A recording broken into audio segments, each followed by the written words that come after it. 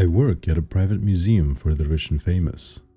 One horrifying exhibition made me quit. The museum opened without public warning, once during the week and only at 6 o'clock in the evening, no earlier, no later. Any bratty excuse, such as a sluggish private jet, simply did not cut it. Only those outside the gate at 6 o'clock were permitted inside. No one knew where this giant playground for wealthy men was, not even God. And in this place, there was no God. My gods were the rich and famous, and they were merciless and cruel. There was no security here, nor staff, besides me on opening day. It was a grand, lawless building, only made for the top 1% of the top 1%. Our reason for lack of employees was the same reason Michael Jackson shut down a supermarket for a day visit in the 2000s. Uninhibited fun without judgmental eyes. I did the same thing I did every opening day. Adjusted my maroon waistcoat, combed my hair, shined my shoes. At 5:59, I came tapping down the marble staircase with a spring in my step. Not from excitement, rather a jumpiness that came from instilled fear. The museum was about to become their toy shop yet again, and me their plaything. This time, I could only pray that they waited until midnight before asking to see our paranormal relic displays. I could only pray they didn't let her out. The foyer was huge. Towering golden pillars wedged between ivory-flavored marble flooring and a mosaic glass ceiling that let starlight beam through. With one hand I braced the door that stood 3 men high, my other hand turning to check my watch. It was 6 o'clock. 4 pompous men and 2 posh women smugly marched in. They were dressed in fur coats, alligator skin, diamond jewelry from head to toe. It was, quite frankly, comical. Not to me though, of course. I had seen it all many times before. However, there was one man at the back who didn't care to show his wealth. He was dressed in his finest outfit to visit a convenience store. Blue scuffed jeans and a green t-shirt. I pondered what he did for a living, but I simply didn't know. What I did know is that within minutes, the look on his face said he wanted me dead for sport. I announced, "The tour will start immediately. There is a coat rack to your left if you need to leave any belongings. I do not recommend venturing off. I must press you all follow me for the tour. However, it's completely optional." It was as if I read off a script. The route started off like any other. I led the rich brats through the left side of the museum. We walked past the history and war rooms, past the living wall, and past the Mariana Trench exhibit. We housed creatures from the bottom of the ocean in there that the public hadn't seen before inside immense pressurized titanium tanks. I liked that exhibit a lot, but it wasn't time. Hallways were always hauntingly quiet on opening day. The museum's property outside stretched for miles too, so no cars, no people provided any consolation for my lonely mind on long nights such as these. It was just me, the rich savages, and the exhibitions. Walking into a hallway intersection leading left to the paranormal display and to the right the insect room, we had stopped. Please don't see it, please don't see it, I thought. This way, please. Why are you all stopping here? I knew why. They saw the glass cabinet that towered by the door to the paranormal exhibition hallway, and curiosity beckoned them. It was covered by a dust blanket. Only I knew what was underneath, and I knew it was best untouched. "Can we take a look at this?" a voice said quietly from behind and shattered me like a toppled vase. My smile had to be kept up. I couldn't crack at the start of the tour. That would be tragic. "We will return here after midnight, once we've explored the rest of the—" One of the men sternly interrupted. "We paid good money for this," he shouted. "Give us a look." I pulled hard enough at my hair, I'm surprised it didn't come out of my scalp. "Please don't make me show you. I don't want to wake her." "Yeah, give us a look." More bullies chimed in.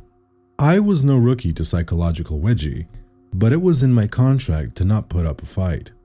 Swallowing hard, the words escaped slowly and unwillingly. "Yes, sure." My hand reached for the fabric reluctantly, like it was a hot stove. I pulled the graphite sheet away from the case and flipped the light switch. The fluorescent lights popped and ticked as they flickered within the glass oblong that towered above us. The woman inside was ghoulishly tall, at least 7 feet so. If she were any bigger, her head would have to tilt to the side. Sometimes it did. Her black hair flowed under her pale, shiny shoulders like an ashen willow. Her face plastically and silky smooth, the flesh of a child's doll. Beneath the glass cube, Mariette, 1973 to 2004. The fat man's plump face stared upward, utterly transfixed with the thin, soaring woman. How? He cleared his throat. How did she die? I thought for a while, my face contemplating and changing in the dim lighting. They clicked and blinked once more. It pains me to say this, but she was once the tour guide for this museum. My hands met the cold glass. Sadly, after a few years, she had a mental breakdown and passed away. There were a couple gasps from the rich folk. Passed away, a woman's voice from the crowd. My jaw tightened. She injected herself to death with plasticizing agents. In fact, that is one of the loopholes as to why we can keep her body here on display. Her body is more plastic than flesh and bone. The lights went out. They'll be back any second, I soothed reassuringly. That story is absurd, a man boomed. Unfortunate, sure, but woefully true, I rebutted. The other loophole being her will. She wanted to give herself to the museum just as, I paused, the museum had given itself to her. The lights inside the case came back on. My heart sank into my stomach. Clicking noises had not been coming from the lamps after all. Creaking had come from her plastic joints twisting and contorting. Old plastic grinding against itself like a cursed figurine. Now visible, her head had been creaked to one side. She stared unblinkingly at me with glass eyes. Dampening the sheet with my sweaty palm, I narrowly managed to quickly toss the fabric, covering the glass before anyone noticed that she had readjusted her head when it had been dark. Is that it? Someone said. Can we touch her? I want to feel her rubbery plasticky skin. Sends chills up my spine, another one said. I couldn't say no, as per my contract. Hell, these wealthy scumbags could kill me for fun and get away with it, if they didn't get what they wanted. And nobody would hear me scream. I had to think quickly. We shall be moving on. I extended an open hand to the hallway. This way, please. For some exhibits, I held onto the harrowing details. To feed them specifics would be like planting seeds of trickling intrigue in their minds. And intrigue led to an unsatiated curiosity. Curiosity always killed the cat, no matter the feline a rich breed or a stray tom. I didn't tell the wealthy people that the doll hated her glass prison. I didn't tell them that we closed her eyelids so she could sleep. Things were going smoothly for a few hours. I let them hold and handle the child-sized beetles we had imported from Madagascar. They were beautiful and fluorescent like sunlight through crystal. I got so caught up in my presentations, I had almost forgot about Mariette's snapping plastic head. Mr. Jones, the rich guy dressed for a convenience store, clicked his tongue as he spoke. Hey, guide? He threw one thumb behind his shoulder, pointing backwards. We're gonna go back that way and have a look at something else. I nodded reluctantly. Shoddy sneakers tapped away at the marble floors, as both he and a woman disappeared down the hall. For a short time, things truly were going great. I even let one woman into the space where we held the glass butterflies. They were gorgeous insects, almost invisible to the naked eye, translucent yet poisonous. The remaining billionaires were silently yawning.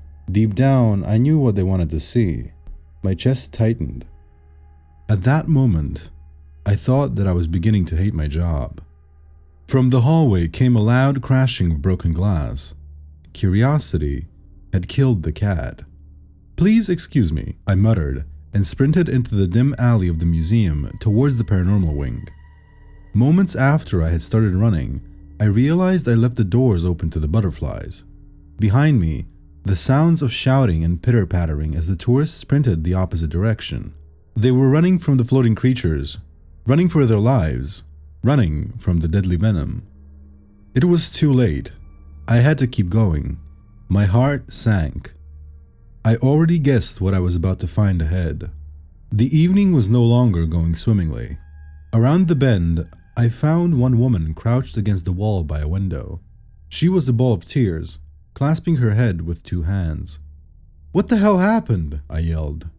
She... Her throat was glaring tightly. Her words struggled to escape her. I didn't do anything. They... I looked up. Glass lined the ground, and edges of the walls, like rain, had come and left the devil's hail. A few steps away, the graphite dust blanket half covered a gaping, sharp hole in the cabinet. Lights flickered from its mouth, mocking me. Glaring at my watch, my stomach knotted. It wasn't midnight yet. It wasn't midnight, and somebody broke Mariette's display. And she was gone. Just like the woman crying beside me, I think my throat became tight too. "Come with me," I said, holding out one hand. We got up and we ran. We ran until we caught our breath outside the ocean exhibition and the living wall. "What is this thing?" she said, staring at the peach wall. "Don't touch it, please." I couldn't think clearly. She was out there somewhere, clicking her ghoulish joints, towering in the halls, searching for more plastic. More plastic, so she could become the perfect ventriloquist doll. The doll she had become so fixated with working here. She would be a doll, and we would play with her, just like she would play with us. "It looks alive." The woman reached a hand to the slimy, greasy wall. I felt lost. I couldn't breathe. It was too much. The butterflies, Mariette, the sick rich people breaking things for fun with no repercussions. Finger-like blobs from the wall reached back out at the woman. Thick apricot worms searching for warmth. I slapped her hand away. "You mustn't touch that," I yelled. She gasped, and I realized my mistake. My contract was broken, and my head shall be on a spike. "Don't you dare touch me," she spat back at me, large angry veins sticking out of her neck. I raised my hand to calm her. "I apologize, ma'am. This strange thing is made of living cells." Without knowing, I was back on the tour guide script, despite the trauma. "The very thing you're trying to poke at could eat you." "I don't want to hear it, thank you." We stood there a while, both unable to think nor speak. I stared at the wall unblinkingly, like watching a hot fire, its flesh molding, changing. Peach goo flowed in waves across its surface, inviting me to look closer. Underneath, on a golden placard, "The Living Wall." I shook out of it. Richard Jones had made it back to us. His green t-shirt was torn at the neck, his eyes sunken and traumatized. "The door is locked, guide. We need your key." I nodded. Right away, I started jogging towards the direction of the foyer. He wasn't following. "Mr. Jones?" I turned to him. Richard Jones was still standing next to the woman who had been crying in a ball minutes prior. He didn't speak, only glared back at me in the dim starlight that flowed through the window. When he placed his hand on the woman's back and smiled, I knew it was too late. He shoved her with force. The woman shrieked and went tumbling headfirst into the gooey peach wall. Her bones snapped and buckled as blobby fingers wrapped themselves around her spine and her neck. It flowed into her mouth with ease, slowing only to pull at her teeth like it was eating meat off a rough bone. She screamed, and she gurgled vile slime. The wall ate her whole, fleshy goo displaying her features and flesh wide on its waving surface, bits of arm and mouth suspended upon a hungry blanket. Richard laughed. He laughed and laughed and laughed. For him, money did buy happiness. Horrifying happiness. I felt sick. I was going to throw up. The wall's voice was deep and hard to make out at first. A woman's voice, deep in its slimy crevices. "Richie," it moaned. I turned to run, But I had seen he had disappeared, and I was safe. He had got the kicks he was looking for and made off with them. Richie. It was hard to block out the voice before it all stopped. I lay crunched beneath the window, blocking my ears and rocking in a ball. My heart was out of my chest, my stomach a knot. I didn't want to be a tour guide any longer. Sprinting and sprinting, I never looked back. I climbed the stairs swift enough that my thighs felt like they were going to give out. Much time passed that night in the museum. Hours. Opening nights were long and terrible. Nothing like this was ever worth the money. I found myself hiding in a janitor's closet on the second floor, occasionally peering through the cracks into the horror beyond.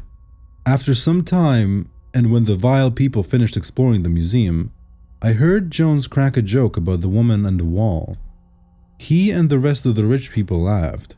They laughed and laughed and laughed all the way back home on their private jets to their estates. When it was midnight, Mariette was asleep, and I shut her plastic eyelids for her. I had glass to sweep, cabinets to repair. I had learned time and time again that nightmares were not in our walls.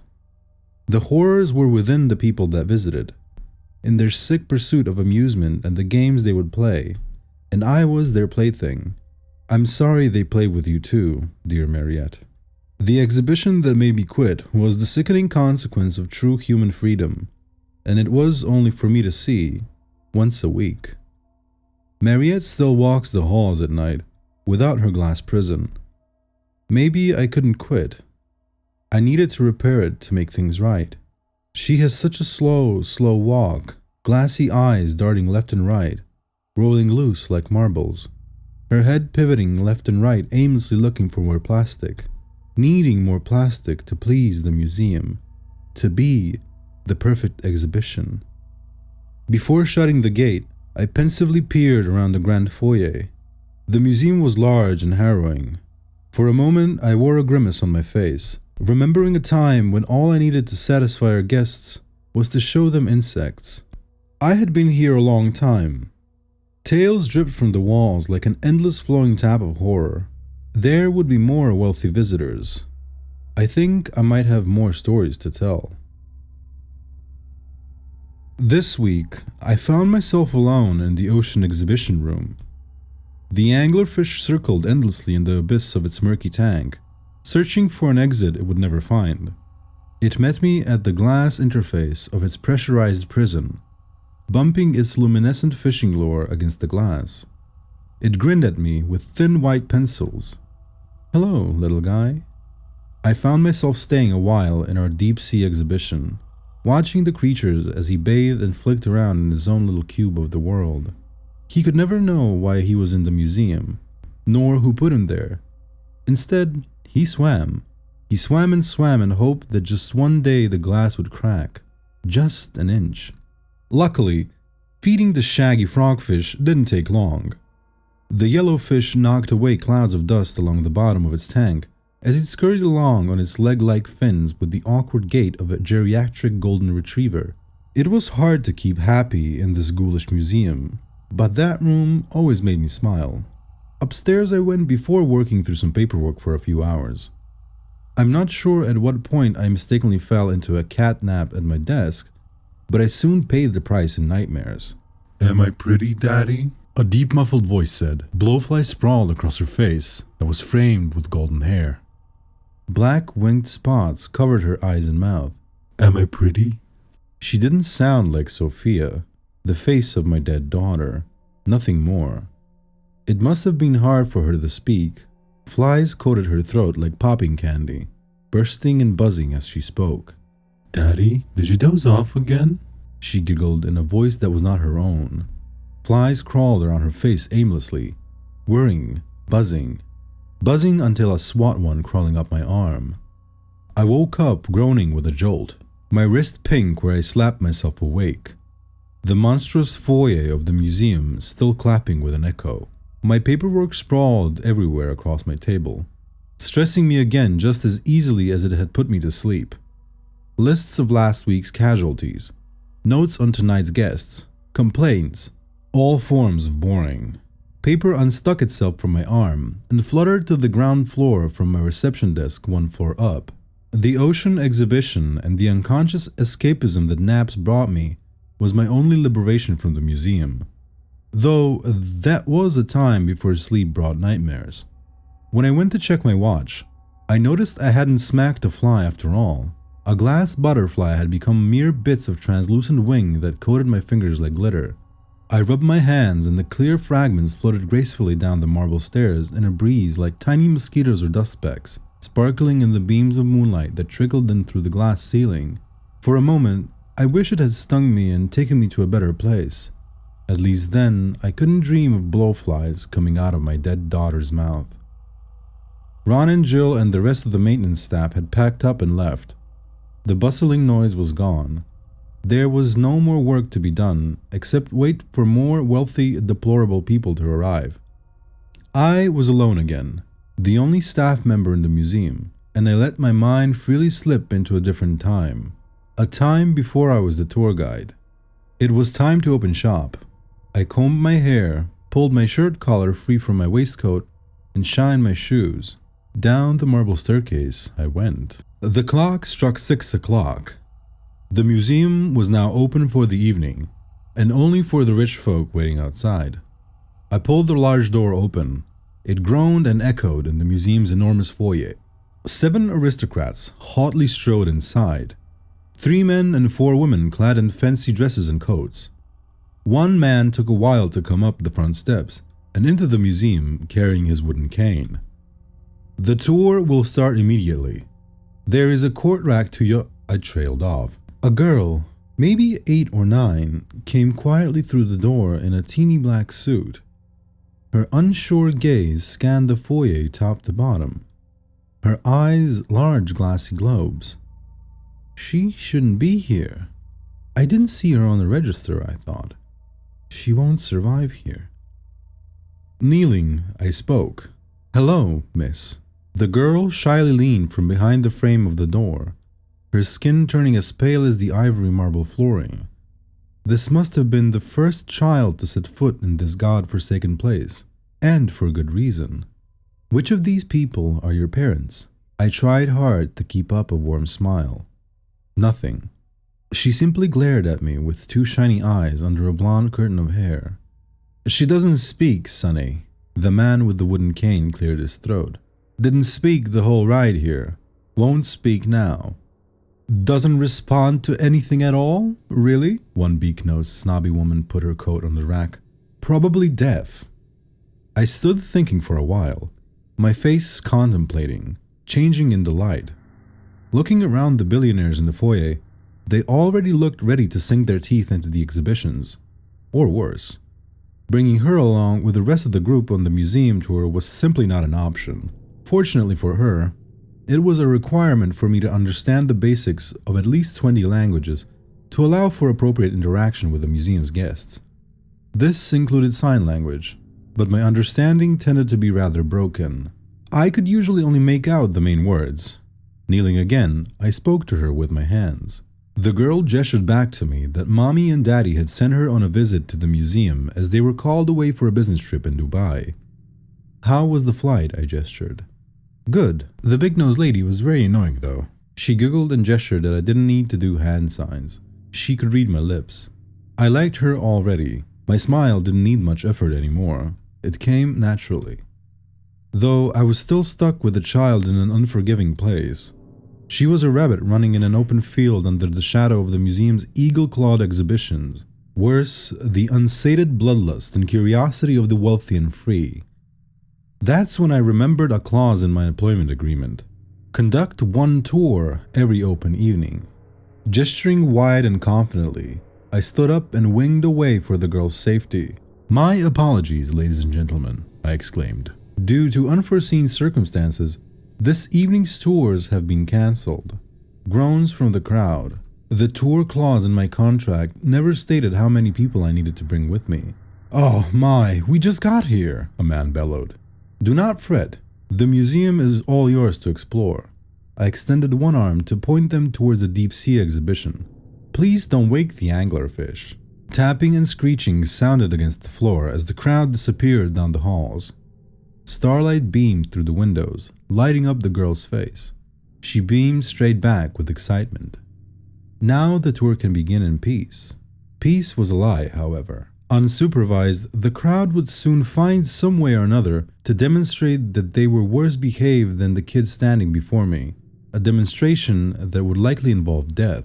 "What do you like to do?" "Drawing," she signed. "I know just the thing." Many minutes passed that evening as me and the girl began exploring the museum. Her name was Rosie, and she was very nervous about all the scary exhibitions. At the intersection between the art and music showcase, between another hallway leading to a locked door, we halted. "What is down there?" She pointed a tiny finger down a dark hole. "That room with the metal door." "What is in there, guide?" She signed. "I know the museum from back to front," I spoke. "But I have to say, I've never been in there. Tightly sealed shut. No key."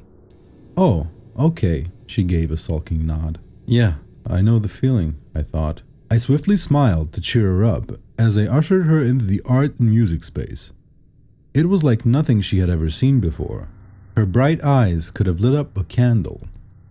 The towering walls and ceiling of the art exhibition were flowing waves of sand that changed and hissed as they rolled. One moment the walls painted a shifting mural of starry night. Waves of blue and yellow sand, curling and shifting from one famous artwork to another. The wall to her left painted The Scream.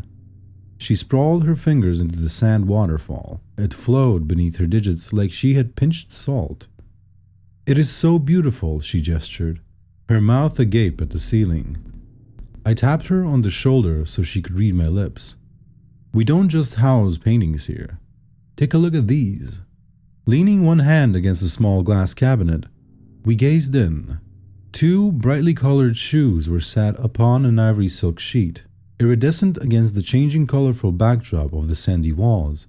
They gleamed bright enough to show their true crystalline translucency. Beneath the glass cabinet, the clumsy dancers. She wasn't truly impressed until I heartily slapped the cabinet. The knocking suddenly turned the empty shoes alive, tapping and dancing upon the silk beneath them. One dance changed to another. Another became a twirl. They gracefully ended their tango with the famous moonwalk shuffle. "Wow, what are these?" She pressed her hands against the glass. If she were any closer, they might have kicked her. Well, some people might have a good voice. A fantastic singing voice. I took out my satin cloth and began polishing the glass as I spoke. Some people have the rhythm for soulful moves. Those shoes right here, they bridge the gap. She was glaring at me with wide eyes, listening with them too, pulling the weight of ears that couldn't hear. They were developed sometime between the 60s and 70s, helped push the dancing inept singers into superstardom by giving them a dancing edge too. I gestured her to the next display against one sand waterfall. For a moment, I caught a sparkle in her eye. Her hair and bright grin reminded me of my dearly departed daughter, filling me with a long-forgotten warmth. "I bet I'm having more fun than you are right now, Rosie." She took a seat. "What's this, guide?" Upon the table before her, a small white pen lay over a graphite and ash-speckled stone tablet. When I pointed to the thin edges of the black plate, she caught the stretched golden placard that said, "Ballpoint Stone." Her head twisted around at me, eagerly waiting. "Go ahead, you'll see." I nodded and she turned back around, her hand grabbing the pen. It met the plate with a blocky tap. Abruptly, the wall of sand bloomed a pale white, save for tiny imperfections of dotted peach-colored sand that gave it the impression of an art canvas rather than plain paper. As her hand swirled upon the plate, blotches of black sand circles formed and swirled against the wall's coarse current. "Draw something, Rosie," I spoke. "The plate knows what you will draw and will guide you." Unsure at first, she shook the back of her golden head a few times. An 8-year-old perfectionist. In that moment I smirked, when I pictured her rolling up her suit sleeves to get the work done right. I laughed when she really did it. "Is that me?" I let out, staring at the sand wall. A man with brown hair emerged on the moving canvas, dressed in an absolutely dashing maroon waistcoat. Must be me. The drawing was a bit beyond an 8-year-old's range of skill. We had the pen and plate to thank for that, though she was doing a beautiful job showing off. "Wow," I said. "That looks great, Rosie." She had all my attention when she began drawing another figure. Who's that beside me now? In the sand of the towering wall before me, a gawky shape appeared that bloomed big black blobs. It looked familiar, yet terrifying. Diabolical sharp nails protruded from its lanky black arms. Rosie? Nothing. She kept scribbling away tirelessly at the plate. The thing loomed over my figure on the drawing on the wall, the sand flowing, the creature looming, looming, looming. It was a sickening animation. One ghoulish jaw hung free over its disgusting long neck. Rosie! It engulfed my head. Thin pencil-like teeth cut through my childishly drawn throat, red sand suddenly coughing and spitting out the wall and onto the museum floor, staining Rosie's shirt like bloody rain. "Rosie!" I grabbed her by the arm. "What the hell are you drawing?" She glared up at me with glossy eyes like she was about to cry. "It wasn't me," she signed. I lifted her from the seat and plopped her upon the floor that was littered with speckles of red sand. She turned to the wall and pointed at her depiction of me. "See? That's you." My heart was racing. Did the museum make her draw this? And her shaky arm slowly drifted to the black figure. "That's Mr. Sleepy." I felt sick. I had tried so hard to pull her away from the mayhem, but the museum had bitten back. "Come with me," I said sternly, and she took my hand. Off we went quickly, downstairs to the indoor forest exhibition. I had to keep her safe. No more misadventures. As we left, Mr. Sleepy turned his head and stared at me with his vacant, horrifying sandy eye sockets. I didn't tell her that. We saw a few distant visitors along the way to the forest room. They roared with laughter, screamed. I ushered her along with me, holding her hand tight. For a while, things were much calmer in the forest room. I explained to the girl that it was partly an aviary, and reassured her that the birds still got sunlight through the glass ceiling when it was daytime, though this evening only moonlight beamed through into the museum's indoor forest. Rosie and I startled a few birds, crunching the bark upon the ground as we delved deeper. "Quiet, Rosie," I gestured at this time. "Yes, we have to be quiet." I pointed to the display next to us that was wedged between two well-trimmed trees. It was dark, but we managed to make out the shape of a person inside. "That tree looks like a man," she gestured. "That's because it is." Her eyes lit up as I whispered, still clenching my hand tightly. "An experiment gone wrong. We house it here so it can sleep. He's not human, not anymore. Feast through his roots or anyone stupid enough to get close to him." Nothing could be heard in the dark indoor forest, only that of the crunching of leaves as she moved to press her nose against the glass with a screech. "Rosie," I whispered, "don't make too much noise." "What's his name?" she gestured. "No name." I gently pulled her away from the exhibit. "Though, some guests call it the slumber ghoul. He's relatively harmless, though one of our poor janitors fell asleep in here during one of these long evenings. Never woke up." Her hand tightened around mine. "They say he eats you through your dreams," I whispered. "And if you're really tired, you don't even have to fall asleep to feel it happening." That was all I had to say. She pulled my arm in a hurry towards the door. "Sorry for scaring you, Rosie." We had almost made it to the back door when a couple of blue butterflies fluttered and landed on her hair. She had almost lifted one onto my finger when the leaves crunched behind us. One of the deplorable rich people had found us. He was scrambling around in the dark, reaching out with hands unable to see. His hands met the cabinet that housed the tree man. The idiot sounded a long honk as his fingers slid across the glass. Without warning, he smashed the glass, cackling as he ran out of the forest aviary and back to the halls.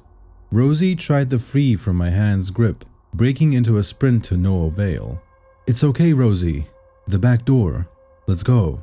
We jogged quickly through the trees, crunching bark and waking birds as we went, running.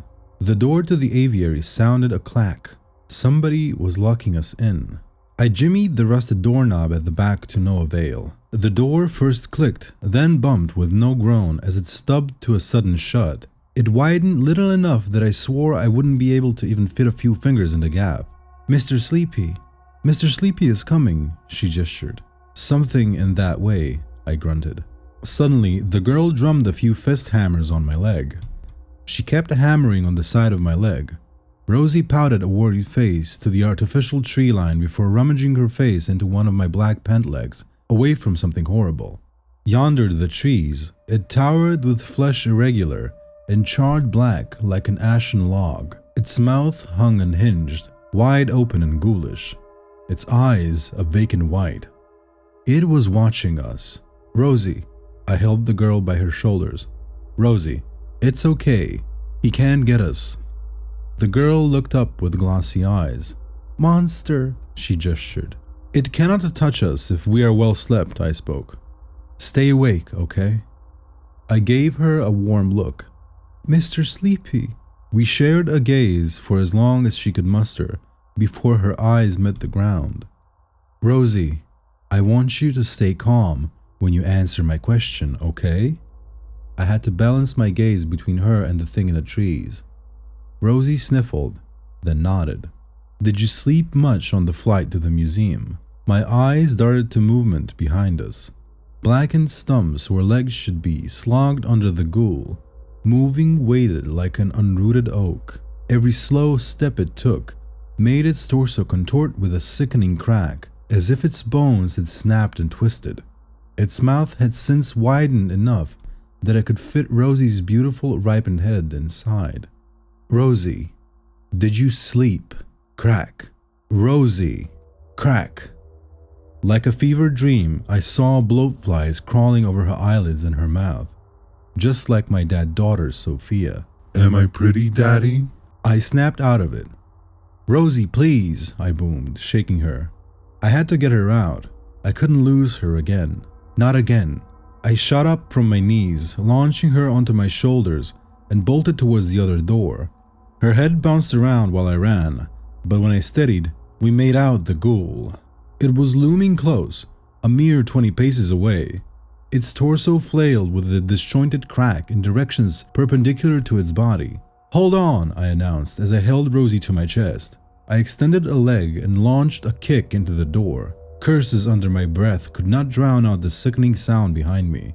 All I could think of was that I had to get Rosie out, and that its steps sounded like boot meeting snail. "Get in," I said, and her shoes popped on the ground. This time, I held my kick as one shoe planted against the door. I could not open it wide enough for myself, but pressing the door with my boot made it grown wide for her to enter. For a split second, I worried about the rich people through the door, and in the halls too. One long, unending nightmare. I finally broke through. The rich people who had been blocking the door shut went sprawling like cockroaches under a bright light. They cackled maniacally as they ran through the halls. "Almost gotcha," one of the rich men laughed as he went around the bend, his voice becoming distant as he ran.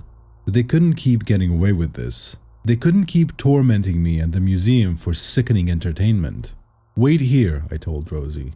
She was a ball on the ground, shaking and sobbing. I shot up on two legs in a rush and gave chase. The rich prick ran and ran, his hands screeching against the walls and the tight corridors, our museum's greenhouses on either side. Sprinting, I had almost caught up with him. He was in arm's reach. His leg caught itself beneath one foolish stride. He went tumbling into one wall before pushing off of it and into another, smashing the glass and halfway tumbling into the greenhouse. His spectacles had come away from his face. Blood drained and trickled towards his scalp as he hung over shards of the broken window. Starlight flooded in from the greenhouse and blanketed his face in a greenish hue. "Help me," he coarsely pleaded. One arm reached up at me, wanting to be pulled away from the glass into safety. Inside, Holly, our greenhouse Venus flytrap with a mouth to fit a man, twisted and loomed in the evening light. She was a ginormous, beautiful plant. Hungry, too. The man's head tilted backwards and set eyes on the plant. He wriggled and wormed, trying to free from the glass that stuck through him. I reached one hand outward to lift him, then stopped myself. Rosie's smile glowed in my mind like hot steel. My daughter, Sophia, had that same smile, a smile he wanted to take away. My arm retracted. "Lift me out of here," he croaked. "Hurry!" I glared at him unblinkingly. Then it was over. With one swift swoop, Holly swallowed his torso. Green, hairy fingers from her lips snugly tightened around his body like mossy bandages. My employment contract has been broken, and I shall be punished. Globules of thick slime dripped from the flytrap's lips. Arms and legs burst out of her mouth as she chomped. When I returned to Rosie, I held her hand tighter than I had the entire evening. I held and held her hand all night until it was time for her ride to pick her up from the museum's courtyard. Broken glass and escaped exhibitions tended to be the majority of the damage, and for a few hours I swept.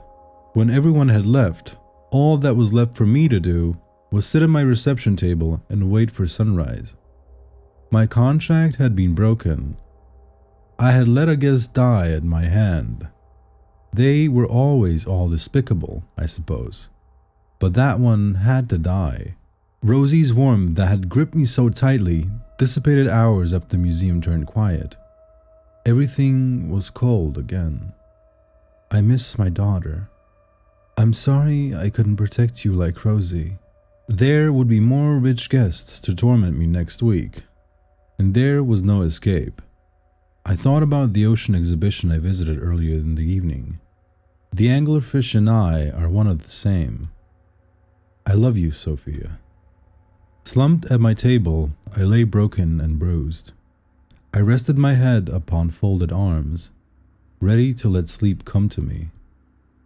I hope I don't dream of you, my girl. I don't want to see the blowflies again.